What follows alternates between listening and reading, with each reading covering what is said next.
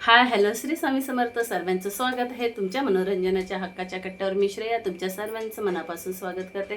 कसे आहात तुम्ही सर्व? आशा करते स्वस्त असाल, मस्त असाल, आनंदी असाल आणि सुरक्षित असाल आणि जिथे असेल तिथे माझा व्हिडिओ बघत असाल. तर चला मग आज मी तुमच्यासाठी एक महत्त्वपूर्ण असा व्हिडिओ घेऊन आले आहे. तर दुर्गा सप्तशतीचे पाठ किंवा दुर्गा सप्तशतीची माहिती. तर चला मग व्हिडिओला सुरुवात करूया, जास्त वेळ वाया न घालवता. हा ग्रंथ आहे दुर्गा सप्तशती पाठ. हा 700 श्लोकी ग्रंथ आहे आणि हा मार्कंडेय ऋषीने लिहिलेला आहे आईच्या स्तुती करताना. तर जेव्हा ही मार्कंडेय ऋषी हे स्तुती करत असतात तेव्हा आई सप्तशृंगी कान देऊन ऐकत आहे. तुम्ही आईच्या मंदिरात जर बघितलं तर आईच्या मंदिरात आईची मूर्तीसुद्धा तशीच आहे की तिने कान देऊन ऐकत आहे की मार्कंडेय ऋषी जे ते आईची स्तुती करत आहेत तर ती. आणि हा ग्रंथ इतका पवित्र आणि इतका प्रभावी आहे की तुमची कोणतीही इच्छा असू देत, की मग लग्नाबाबतीत असू देत, आपल्या व्यावहारिक जीवनात ज्या किती अडचणी असतात त्या सर्वांवरती एक प्रभावी उपाय दुर्गा सप्तशती आहे. तर हा दुर्गा सप्तशती पाठ तुम्ही जर 14 पाठ एकत्र केलेत तर ह्या 9 चंडीचं आपल्याला पुण्य मिळतं ह्याच्यामध्ये.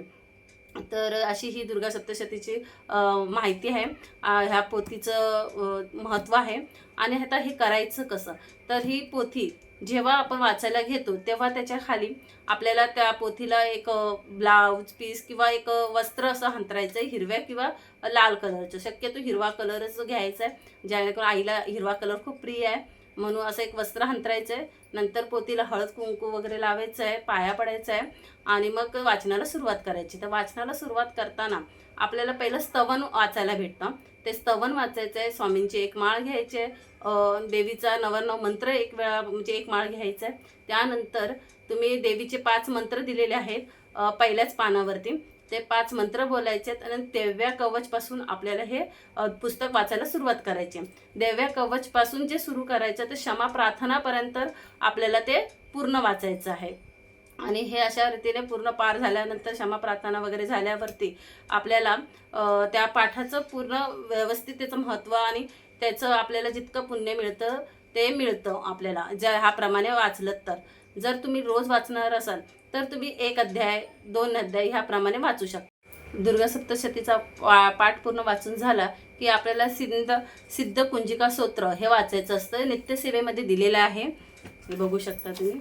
नित्यसेवेमध्ये दिलेलं आहे सिद्ध कुंजिका स्तोत्र हे पूर्ण वाचायचं आहे. त्यानंतर क्षमा प्रार्थना घ्यायची, आईचा जय जयकार घ्यायचा आहे, स्वामींचा जय जयकार घ्यायचा आहे आणि पाठ पूर्ण करायचा आहे.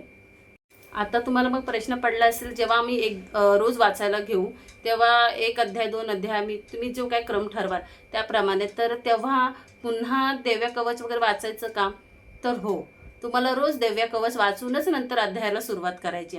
मग नंतर आज समजा तुम्ही आज देव्या कवच वगैरे पूर्ण वाचलाय, त्याच्यानंतर तुम्ही 1 2 3 अध्याय केले, दुसऱ्या दिवशी 4 5 6, तिसऱ्या दिवशी 7 8 9 असं करून 13 अध्याय पूर्ण आहेत. ते तसे करायचे आहेत तुम्हाला रोज वाचा. पण रोज वाचताना देव्या कवचपासूनच सुरुवात करायची आहे. देवीचे 5 मंत्र म्हणायचे आहेत, स्वामींची माळ घ्यायची आहे, नवरनव मंत्र घ्यायचे आहे अशा प्रकारे. आणि एकाच वेळेस बसून जर पारायण करायचं आहे, आपण पूर्ण 13 पाठ करतो तेव्हा एक पारायण पूर्ण होतं.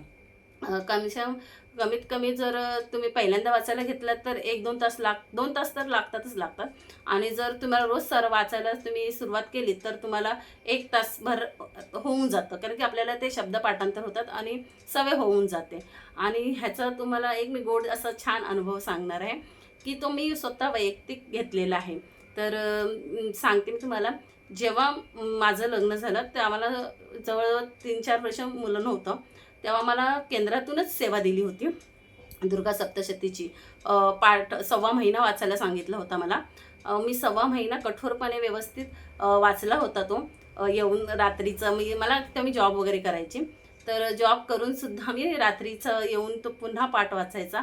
आणि अक्षरशः तुम्हाला सांगते, मी ते 1.25 महिना पूर्ण झाला. त्याच्या पिरियडमध्ये मला नंतर लगेचच मी प्रेग्नेंट राहिली आणि नंतर मग मला माझा मुलगा झाला समर्थ करून. म्हणजे इतका प्रभावशाली आहे की तुम्ही कोणतीही तुमची इच्छा असू देत, आईसाहेब ती आपली इच्छा पूर्ण करत असतात. त्यामुळे जितकं शक्य होईल ना तुम्हाला तो नक्की करत जा. जेव्हा आपण मुलांचा वाढदिवस किंवा एखादं लग्न जेव्हा मंगल कार्य वगैरे आपल्या घरी असतं तर तेव्हा नक्की आपल्या घरामध्ये दुर्गा सप्तशतीचा पाठ नक्की करायचा. कारण की जे आपल्याला बघा, आपण असं लग्नामध्ये, वाढदिवसामध्ये किंवा इतर असं काय कार्यक्रम करतो तेव्हा आपण अफाट खर्च करतो, बरोबर ना? पण कसं आहे, आपण जी गोष्टी करायला पाहिजे त्या गोष्टीकडे आपण करत नाही. कारण की आपल्याला देवाचे आशीर्वाद असतं खूप गरजेचं असतं. त्यामुळे जेव्हा आपण लग्न किंवा वाढदिवस किंवा अजून शुभ कार्यक्रम आपल्याकडे असतील तेव्हा नक्की दुर्गा सप्तशतीचे पाठ हे करत राहा. तर आणि दुर्गा सप्तशतीचा पाठ अजून कधी आपण महिन्यातून करू शकतो, केव्हा करू शकतो, तर पण दुर्गा सप्तशतीचा पाठ आपण हे दुर्गाष्टमी महिन्यातून एकदा येते तर त्या दिवशी तुम्ही करू शकता. किंवा मंगळवार, शुक्रवार ह्या दिवशी तुम्ही दुर्गा सप्तशतीचे पाठ करू शकता. तर ह्याच्याने काय होतं माहिती आहे, तुमचे जी कुलदेवी आहे ती कुलदेवी प्रसन्न होते तुमच्या हे पाठाने. हे कुलदेवीची ही सेवा आहे. तर तुम्हाला प्रश्न पडला असेल की आमची कुलदेवी तुळजाभवानी नाही आहे, म्हणजे महालक्ष्मी आहे किंवा सप्तशृंगी आहे किंवा अजून इतर कोणती देवी आहे, तर तरी पण आम्ही हा करायचा का? तर हो, नक्की करायचा. कारण की देवीची भले रूपे अलग असतील, वेगवेगळे असतील, तरी पण तिचं मूळ रूप हे एकच आहे. त्यामुळे सर्वांनी दुर्गा सप्तशतीचे पाठ कोणत्याही कुलामध्ये तुम्ही असलात तरी ते करायचे आहेत. कारण की त्यांचं फळ हे आपल्याला समान देतं. कारण की आई आपल्या सर्व मुलांवर एकसारखंच प्रेम करत असते. तर नक्की दुर्गा सप्तशतीचे पाठ करत जा आणि तुमचे काय प्रॉब्लेम असतील त्या आईला सांगत जा. नक्की आई तुमची तेवढेच प्रेमाने श्रद्धाने करा. आई नक्की तुमचे प्रश्न सोडवेल. आणि सर्वात मेन महत्त्वाचं आहे तर विश्वास आणि श्रद्धा. जिथे विश्वास श्रद्धा असेल तिथे सर्व प्रश्न आपोआप सुटत असतात. तर ही आजची माहिती होती. तुम्हाला कशी वाटली नक्की कमेंटमध्ये. तर तुम्हाला आजचा माझा व्हिडिओ आवडला असेल, माहिती आवडली असेल, माहितीपूर्वक वाटला असेल माझा व्हिडिओ, तर नक्की शेअर करा, सबस्क्राईब करा, बेल आयकॉन बटन दाबा, जेणेकरून तुम्हाला माझे नवनवीन व्हिडिओ बघायला मिळतील आणि त्यातून काहीतरी चांगल्या गोष्टी तुमच्यापर्यंत पडतील आणि तुमच्या हातून खूप चांगल्या सेवा होतील. आता मी तुम्हाला दाखवणार आहे आम्ही जे काल पाठ केले दुर्गा सप्तशतीचे, तर ते आम्ही कशा प्रकारे घरोघरी जाऊन करतो. तर एक छोटीशी तुम्हाला 2-4 शब्द ऐकवायचा प्रयत्न करते. बघा तुम्हाला कसं वाटतं ते. म्हणजे तुम्हाला समजेल की कशा प्रकारे आपण पाठ करतो किंवा सेवा करतो. लोक त्यांना किती समाधान वाटते ह्या गोष्टीचं. मी त्या ताईंना रिक्वेस्ट केली होती म्हणजे त्यांनी त्यांचा अनुभव सांगावा. पण कसं आहे ना, प्रत्येक जणाला जमतं असं नाही ना, कधी कधी नाही जमत काही लोकांना बोलायला. त्यामुळे त्या लाजत होत्या आणि त्यांना नाही जमलं. त्यामुळे मी त्यांचा अनुभवाचा व्हिडिओ शूट नाही करू शकले. आता आपण आलो आहोत नालासोपाऱ्याला, आचोले तलावाजवळ, आणि ताईंच्या घरी आलो आहोत आणि सेवेला सुरुवात केली आहे. चला मग तुम्हाला दाखवते मी ताईंचं घर आणि आपले सेवेकरी जे सेवा करत आहेत. तर थोडेसे शब्द तुम्हाला मी ऐकवते पाठाचे. ताईने सुंदर अशी छान रांगोळी काढली आहे आणि छान सजावट केली आहे. तर चला मग तुम्हाला दाखवते आपली सेवा कशी चालू आहे ती.